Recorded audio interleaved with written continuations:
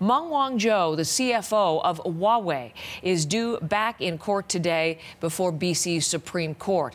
It's expected to set a date for her first extradition hearing, but Meng is also expected to launch her fight against being sent to the United States. She faces a number of fraud and conspiracy charges there relating to alleged attempts to evade U.S. sanctions on Iran.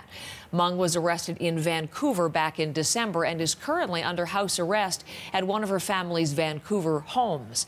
Meng's lawyers filed suit on Friday against the federal government, the RCMP and Canada Border Services, saying Meng's arrest violated her charter rights. If that case goes ahead, it could put the extradition proceedings on hold. The Meng case has helped make Huawei itself a global household name in the last few months. There are headlines around the world that also cover allegations that its technology would allow the Chinese government to spy on other countries.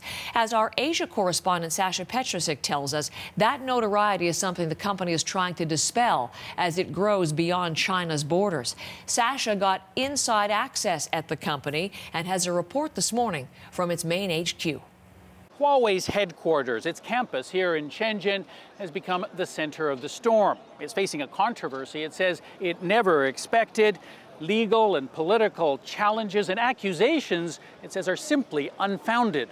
We will have you over here. Catherine Chen is Huawei's senior vice president, sitting down for an interview at CBC's request. She says she's surprised at the U.S. campaign to keep Huawei's advanced 5G internet technology out of global networks. So why are they so afraid of you?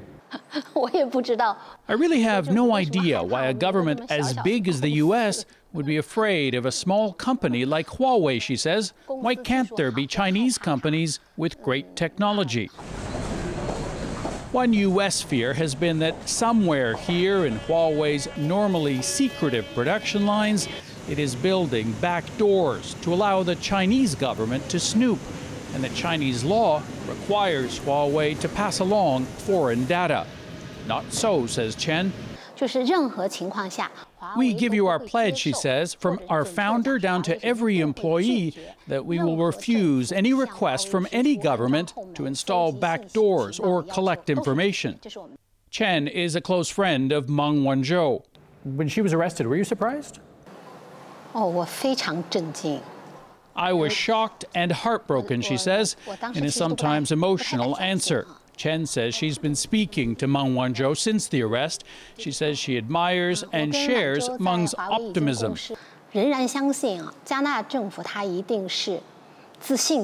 We believe the actions taken by the U.S. are an abuse, she says. But Huawei believes even more that the Canadian justice system can make a just, fair, and transparent decision. That hasn't been the position of the Chinese government, which calls the Canadian process unfair and political, in the case of Meng and Huawei.